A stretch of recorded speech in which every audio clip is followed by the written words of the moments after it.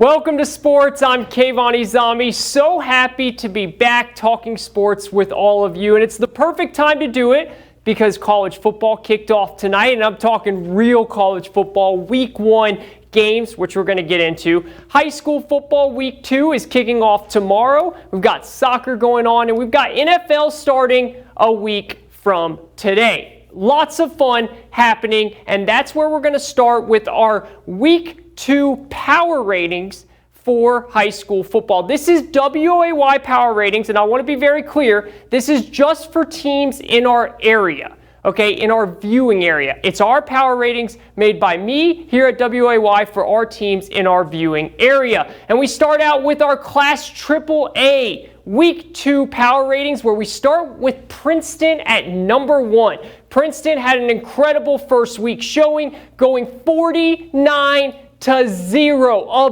big 49-0 win for Princeton. Dom Collins started exactly where he left off in last season, catching 2 touchdowns right off the bat. And I said before the season started that I think Princeton could have a very fun and exciting team, especially on offense. And they showed that in week 1 with their win against Lincoln County. Again, 49 points, 0 allowed on the defensive side of the ball. Keep an eye on Princeton. They are number 1 in our week 2 power ratings for Class AAA. Woodrow Wilson, they're at number 2. Woodrow Wilson also had a really good showing, especially offensively, scoring 39 points. Did not think they were going to be able to do what they did offensively right out of the gate. They beat Riverside very well, 39-8, and they have a good matchup this week, which we'll get into later. I can't wait to see how they fare there. Another home game this week for Woodrow Wilson too, so a good chance for them to go 2-0. We'll see if they can. And then number 3, the surprise team for a lot of people. Why? Because they have a brand new coach in Devon Marion, who we talked to last Friday before his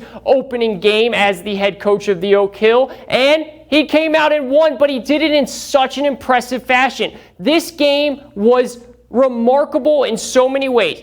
3-0 in the first quarter. That's all the points we had.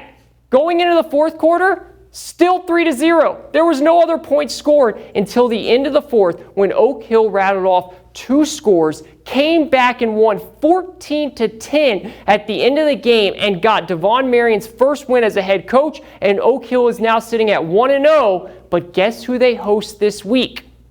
They host Independence, which brings us to our Class AA power ratings. And of course, we're going to have Independence up top. They just won the state championship for the AA last year, and they come out week 1 after losing the Kennedy Award winner in Judah Price, who's now playing for West Virginia, which their season starts on Saturday. And they come out, put up 68 points on Liberty. Silas Nelson goes for over 200 yards receiving and 2 touchdowns, something we haven't seen a receiver do in a long time. Over 200 yards in a game is incredible. Trey Bowers had 3 offensive scores himself on the ground. Trey Bowers put up a game that many people believed he could do, and he did it. Independence looks ready for another championship run. It's early, and they've got a really fun test this week at Oak Hill, which we will be at on Friday. West Side with a big 1-0 in their column. They are undefeated with a big win. Not many people saw that coming, but they came out of the gates roaring and was very impressive with that. Now, a lot of people are going to say Bluefield, they've lost a game. Why are they number 3 in our Class AA power rankings? Because Bluefield had a very tough game. It's not all about wins and losses. Yes, that matters at the end, but it's about how they played the game. Bluefield, I still believe, has a very tough team. They have a good roster. They have a good coach. They played a rivalry against Graham. These are 2 teams right on the edge of each other, right at the border of West Virginia and Virginia. It was a tough game, 14-9, battled out, lots of defense. The crowd was packed. It was hard. Bluefield almost won it. Not giving them any excuses. They are still 0-1, and they have a very tough game against Princeton this week, who just, as I said, put up 49 last week. But I still like Bluefield as a team, and that's why they are number 3 in our Class AA power rankings. Now getting to our Class Single A, we have 5 teams here. Why? Because 5 teams in Single A performed that well. So I'm not going to leave anybody off the list. And of course, we're going to start with James Monroe, who had, in my opinion, the toughest matchup of any team in our viewing area last week. And all they did was go into Wheeling Central, into that stadium, and beat them with an incredible 441 yards rushing on the ground. That is hard to do against a team that you just beat in the semifinals in the playoffs last year. They are number one in our Class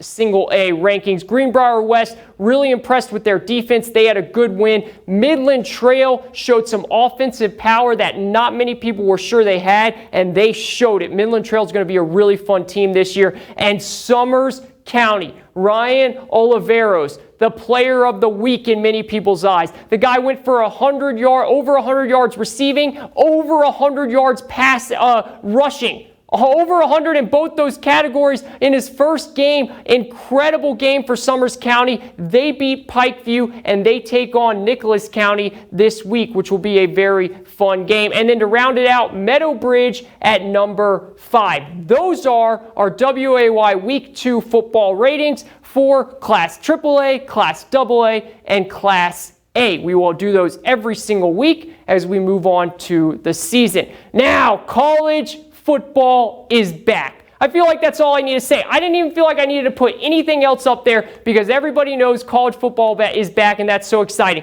We had some huge games tonight, including Utah against Florida. We'll get to that in a bit. But first, the Mountain East Conference took off tonight in games in this area, and there was one game that ended in a whammy. We're going to go to that right now as we go out to Charleston, and we start things off here.